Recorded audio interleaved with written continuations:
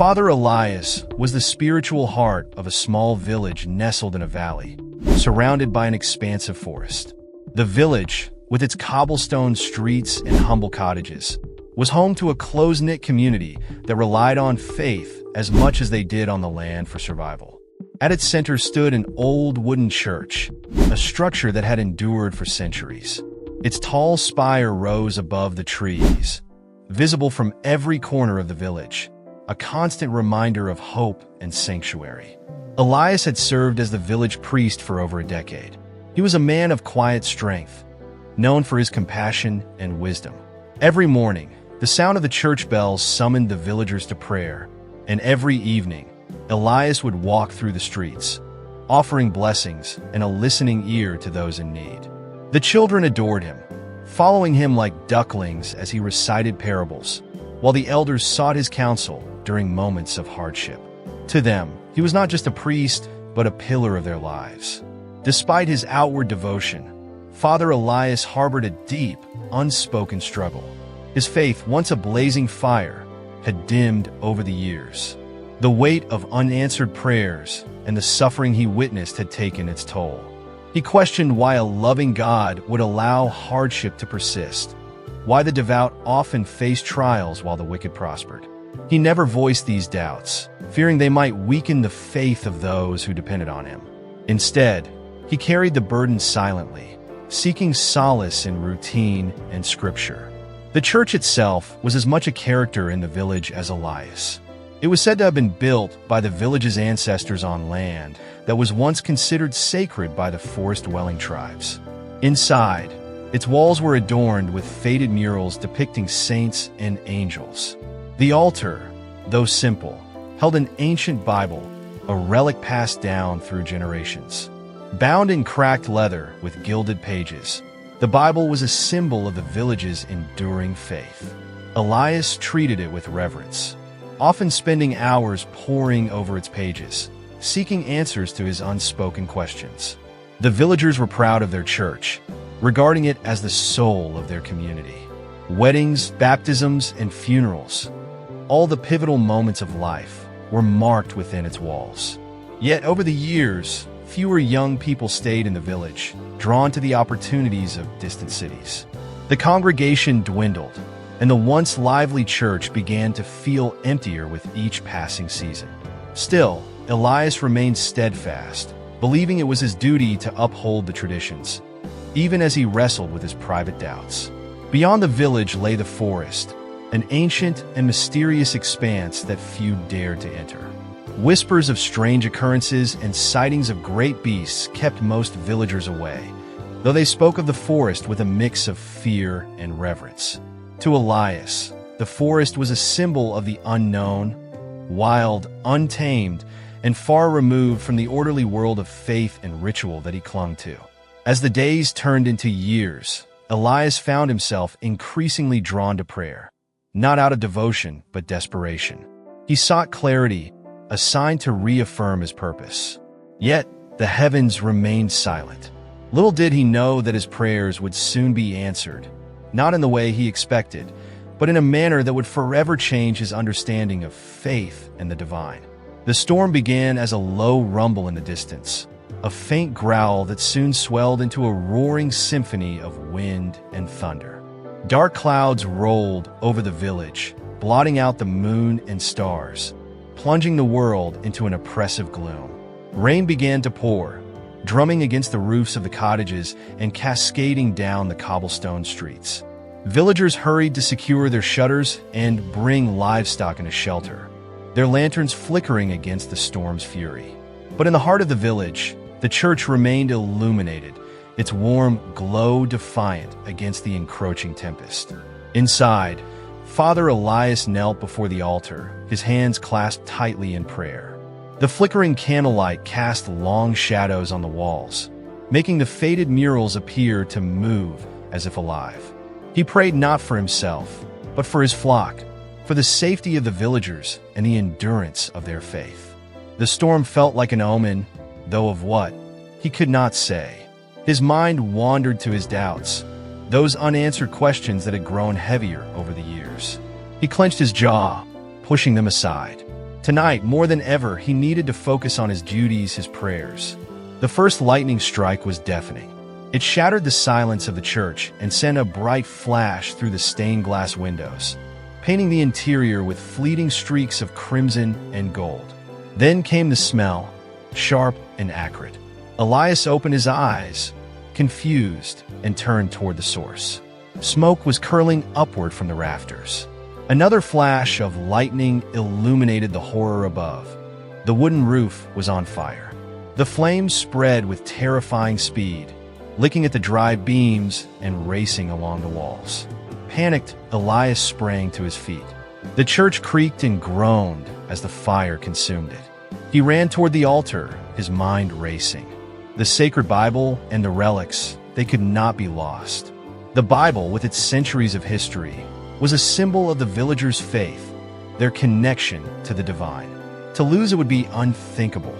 He grabbed the Bible from the altar, clutching it to his chest as embers rained down around him. The heat was suffocating, the air thick with smoke.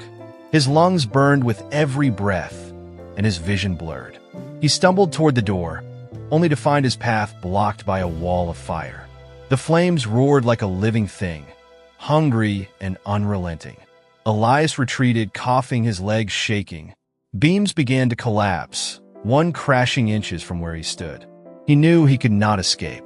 The realization hit him like a blow. He was going to die here, in the church he had spent his life protecting. He fell to his knees, the Bible still clutched in his trembling hands. "Lord," he whispered hoarsely, "if this is my end, I accept it. But protect them, protect my people." Tears streamed down his soot-streaked face as he closed his eyes, bracing for the inevitable. The fire roared louder, its heat unbearable, and Elias surrendered himself to fate. But just as he resigned himself to death, a sound broke through the chaos. It was a deep, guttural roar, louder than the thunder and fiercer than the flames. Elias opened his eyes in disbelief. Something was coming, something powerful and otherworldly. #### Section 3. The Arrival of the Lion. 500 words. Father Elias knelt on the smoldering floor, surrounded by an inferno that roared like a living beast. Smoke filled his lungs, and the oppressive heat blurred his vision. His mind drifted toward surrender, his final prayer whispered in desperation, when suddenly, a sound cut through the cacophony of the flames. A deep, guttural roar that reverberated through the burning church like a divine proclamation. It was a sound unlike any he had ever heard, raw and primal, yet resonating with an almost otherworldly authority. Elias opened his eyes, blinking against the heat and smoke, his heart pounding. At first, he thought it was a hallucination brought on by his fading consciousness. But then he saw it. Emerging through the fire, a massive lion stepped into view. Its golden mane glowed with an ethereal light, as though it carried the fire within itself. The beast moved with a calm and deliberate grace, unaffected by the flames that raged around it. Its eyes, piercing and golden, locked onto Elias's, filling him with an overwhelming mix of fear and awe. For a moment, Elias froze, unable to comprehend what he was seeing. The lion was impossibly majestic, its presence more commanding than anything he had ever encountered. Was it a vision, a miracle, or some divine messenger sent to answer his desperate prayers? The priest's mind raced with questions, but his body remained rooted to the spot, paralyzed by the sheer power of the creature before him. The lion advanced slowly, its movements measured and deliberate, as if unbothered by the chaos surrounding it. With a low growl, it circled Elias, its massive paws leaving no marks on the burning floor. Elias felt a wave of something indescribable, a blend of terror and reverence, as the lion's eyes bore into his soul. He wanted to speak, to ask why this creature had come, but no words would form. The lion's gaze silenced him, commanding his complete attention. Then, without hesitation, the lion moved toward the altar, where flames threatened to consume the sacred space. With a swift, almost effortless motion, it knocked away a collapsing beam, clearing a path through the fire. It turned back to Elias, its gaze now softer, almost urging him to follow. The priest hesitated, unsure if he was capable of standing, let alone escaping. But the lion let out a low, rumbling growl, a sound that seemed to pull him to his feet. Clutching the ancient Bible to his chest, Elias stumbled forward, his legs trembling beneath him. The lion stayed by his side, guiding him through the inferno. As he followed, he realized that the flames seemed to part in the lion's wake, as though the fire itself feared the creature. Falling beams and burning debris were cast aside as the lion forged a path, protecting him from harm. When they finally reached the doorway, Elias staggered into the cool night air, collapsing onto the damp earth. He coughed violently, his lungs gasping for clean air, and the Bible tumbled from his hands. The villagers, who had gathered at a distance to watch the fire, rushed forward, shouting his name in shock and relief. But Elias, weak and dazed, could only turn his head toward the church. The lion stood at the entrance, its silhouette framed by the blazing inferno behind it. For a moment, it seemed to regard Elias one last time, its golden eyes glowing in the flickering light. Then, with a powerful leap, it disappeared into the shadows of the forest, leaving only the crackling fire and the stunned whispers of the villagers. "Did you see it?" one of the villagers cried, pointing toward the forest. "The lion, it was there!" Elias nodded faintly, still lying on the ground, his heart pounding with disbelief. He couldn't find the words to explain what he had witnessed. Was it a miracle, an angelic intervention, or something beyond human understanding? All he knew was that he was alive, and the lion, whatever it was, had saved him. As the villagers helped him to his feet, the fire consumed the last of the church, reducing the sacred structure to smoldering ash. But even as the flames died, the image of the lion lingered in Elias's mind, its presence etched into his very soul. Hashtag Section 4. The search for answers. 500 words. Father Elias sat by the smoldering remains of the church, staring into the ashes as dawn broke over the horizon. The villagers worked tirelessly to extinguish the last embers, but the damage was done. The sacred relics were lost, the walls and roof reduced to ruins, and the heart of the village stood hollow. Yet amidst the devastation, there was one undeniable truth. Father Elias had survived. Clutching the ancient Bible that he had saved, Elias replayed the events of the night in his mind. The roar, the fire, and the lion. The villagers buzzed with rumors, each person recounting their interpretation of what had happened. Some claimed the lion was an angel sent by God to protect their priest. Others believed it was the forest itself, manifesting as a guardian to save Elias from destruction. A few dismissed it as a trick of the light or a figment of imagination, born of fear and desperation. But Elias knew what he had seen. The lion was real, its gaze, its power, and its purpose etched into his memory. And yet, the deeper question haunted him. Why? Elias couldn't ignore the storm of doubt brewing within him. Why would a divine force save him, but allow the church, the village's sacred sanctuary, to burn to the ground? Why intervene at all if the destruction could not be stopped? The questions gnawed at him, fueling a growing unease. He had prayed for guidance for years, but this felt like an answer wrapped in mystery. Determined to find clarity, Elias made a decision that startled the villagers. He would venture into the forest to seek the truth. The forest had always been a place of both reverence and fear for the villagers. Legends spoke of strange occurrences, wild beasts, and ancient spirits that roamed its depths. Few dared to enter beyond the familiar paths used for gathering firewood. For Elias, stepping into the dense wilderness was like crossing a threshold into the unknown, where faith and logic blurred into shadow and myth. The forest enveloped him immediately, its towering trees blotting out the sky. The air was thick with the scent of earth and moss, and the calls of distant animals echoed through the underbrush. As he walked, he noticed carvings on the bark of ancient trees, symbols that seemed too deliberate to be random, as if they told a story he could not yet decipher. The further he went, the more he felt the weight of the forest pressing in, both a physical and spiritual presence.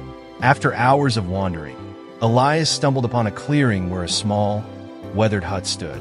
Smoke curled from its chimney, and an old man sat outside, tending to a fire. The man looked up as Elias approached, his gaze calm but knowing. Without prompting, he spoke. "You're searching for the lion, aren't you?" Elias stopped in his tracks, astonished. The old man introduced himself as a hermit who had lived in the forest for decades, away from the village and its stories. He spoke of the forest's history, explaining how it had been a sacred place long before the church was built. According to legend, the forest was watched over by a guardian spirit, a lion of golden majesty, that appeared only in times of great imbalance or danger. "The lion protects more than you realize," the hermit said, his voice steady. "It doesn't answer to men or gods, but to the harmony of the world itself. Your church, it was built on land that was once sacred to this forest. The fire was no accident." Elias listened intently, the hermit's words unraveling a truth that unsettled him. Was the church's destruction a necessary act of restoration? Had the lion intervened not just to save him, but to correct a deeper imbalance between humanity and the natural world? These revelations only deepened his questions, compelling him to continue his journey deeper into the forest. As Elias prepared to leave, the hermit gave him a final warning. If you truly wish to understand the lion, you must face it again. But beware, truth can be heavier than doubt. With renewed determination, Elias ventured further into the forest, the hermit's words echoing in his mind. He had sought answers, but what he would find would change his understanding of faith, life, and his place in the world forever. Hashtag Section 5. The Vision and Revelation, 500 words.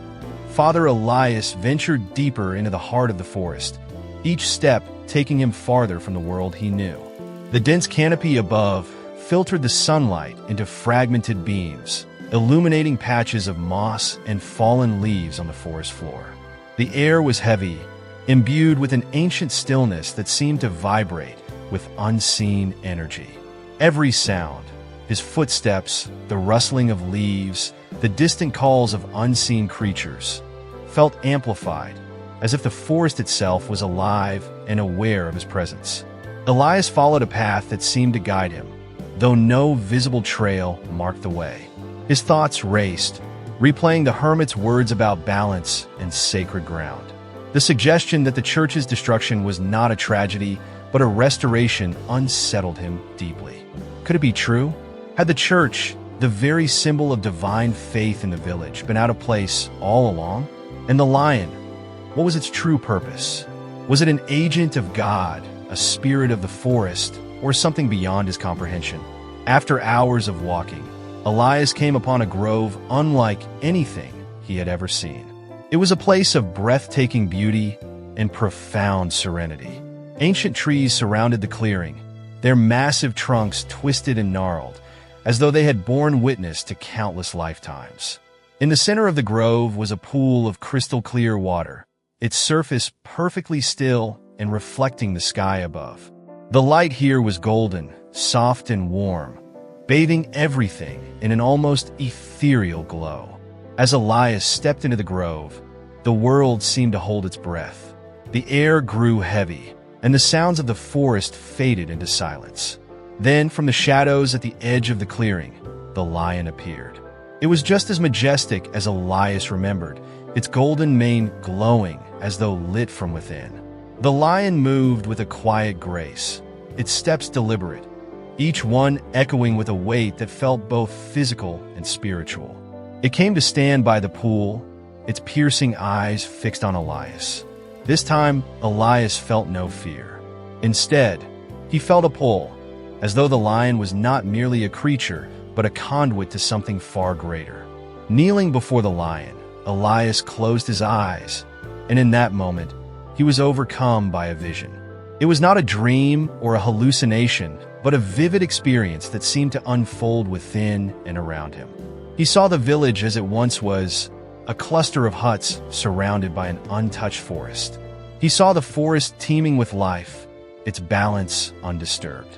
Then he saw the construction of the church, the clearing of trees, and the displacement of that balance.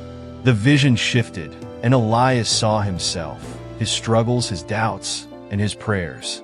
He saw the lion again, not as a beast, but as a force, a manifestation of harmony between the spiritual and natural worlds. He realized that the fire had not been an act of destruction, but of renewal. The church, while sacred to the villagers, had disrupted the equilibrium of the land. Its loss was not a punishment, but a necessary correction. The lion's intervention was a reminder that faith was not confined to walls or rituals, but existed in the harmony between humanity and creation. Tears streamed down Elias's face as the vision faded. He opened his eyes to find the lion still watching him, its gaze calm and steady. For the first time, Elias felt a sense of clarity. His doubts no longer weighed him down. Instead, they transformed into understanding. The divine was not distant or separate. It was woven into every tree, every creature, every breath of wind. The lion, he realized, was a guardian not just of the forest, but of balance, a reminder that humanity's faith must coexist with respect for the natural world. The lion let out a low, rumbling roar, a sound that resonated deep within Elias's chest. Then, with a final, deliberate glance, it turned and walked away, disappearing into the shadows of the forest. Elias remained kneeling, overwhelmed but at peace, his heart filled with gratitude and a newfound sense of purpose. The grove grew silent once more, but Elias knew he had been changed forever. Rising to his feet, he took one last look at the pool and the ancient trees before turning back toward the village. He carried with him not just the memory of the lion, but the profound truth it had revealed. Faith was not a structure, but a living, breathing connection to the world and the divine forces that sustained it. Hashtag Section 6. Redemption and Rebuilding. 750 words. Father Elias emerged from the forest at dawn, his steps slow but steady. The village lay ahead, bathed in the golden light of a new day. The charred remains of the church stood as a blackened silhouette against the morning sky, a stark reminder of the fire that had consumed it. Yet, as Elias walked toward the villagers, who had gathered near the ruins to mourn their loss, he felt a newfound sense of purpose. The weight of his doubts had lifted, replaced by a clarity he could not yet articulate. The villagers, noticing his approach, fell silent. Many looked at him with a mix of awe and curiosity. Some stepped forward, eager to know what had happened in the forest. Elias raised his hand, a quiet gesture for patience, and addressed them. "My friends," he began, his voice steady but filled with emotion. "I have seen what lies beyond our understanding, and I have been humbled by it." He recounted his journey into the forest, his encounter with the lion, and the vision that had unfolded before him. He described how the church, though sacred in their eyes, had disrupted the balance of the land, and how the lion had intervened not to punish but to restore harmony. The villagers listened, their expressions shifting from grief to awe. Some nodded, as if understanding what Elias was trying to convey. Others looked skeptical, but did not interrupt. When he finished, there was a long silence. Then an elder stepped forward, his voice trembling with emotion. "If the lion spared you and showed you this truth, then perhaps we must heed its message." Elias nodded. "The lion reminded me of something I had forgotten, that faith is not confined to walls or rituals. It lives in the air we breathe, the earth beneath our feet, and the lives we share. We must honor that faith by rebuilding, not just for ourselves, but for all that surrounds us." The villagers began to discuss how they could rebuild. Many were eager to recreate the church as it had been, but Elias gently urged them toward a new vision. "Let us build a sanctuary that reflects what we have learned, a place that honors our faith and respects the sacredness of this land." He spoke of a structure that would blend with the forest, open to the sky and the trees, a place where the divine and the natural could coexist. The villagers, inspired by his conviction, agreed. Over the following weeks, they worked together to bring the vision to life. They used wood from fallen trees and stone from the surrounding hills to construct a space unlike any the village had ever known. The The sanctuary was simple yet beautiful, its walls made of living vines, and its roof an open lattice that allowed sunlight and rain to filter through. At its center, they placed the ancient Bible, the only relic saved from the fire, as a symbol of their enduring faith. As the sanctuary took shape, the village itself seemed to transform. The people, once hesitant to venture into the forest, began to see it not as a place of fear, but as a source of life and inspiration. They planted trees to replace those lost in the fire, creating a grove that would grow alongside their sanctuary. The younger villagers, who had once dreamed of leaving for distant cities, found a renewed connection to their home and stayed to help build the future. Elias, too, found himself transformed. His doubts, which had once weighed so heavily on him, no longer plagued his heart. He embraced the mystery of faith, accepting that not every question required an answer. His sermons, delivered beneath the open sky, were filled with gratitude and humility, drawing people from neighboring villages who had heard of the miraculous lion and the priest it had saved. Years passed, and the sanctuary became a symbol of harmony, a place where villagers came not only to pray, but to celebrate life in all its forms. Weddings were held beneath the trees, and children learned the stories of the lion and the balance it had restored. The grove flourished, its canopy growing denser each year, as if the forest itself had embraced the village's renewed respect for its sacred ground.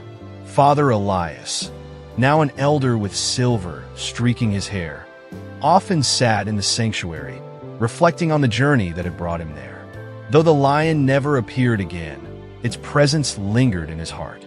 He often spoke of it not as a miracle to be worshipped, but as a reminder of humility and the interconnectedness of all things. One evening, as the sun set over the forest, Elias stood before the villagers, leading them in prayer. The air was still, the golden light filtering through the trees. As the final words of his prayer faded, a sound echoed through the grove, a low, distant roar that sent shivers down their spines. The villagers looked toward the forest, their eyes wide with wonder. Elias smiled softly, his gaze fixed on the horizon. "It is with us," he whispered. The story ends with Elias standing beneath the canopy of trees, his faith firmly rooted in both the divine and the natural. The sanctuary stands as a testament to the enduring power of belief, harmony,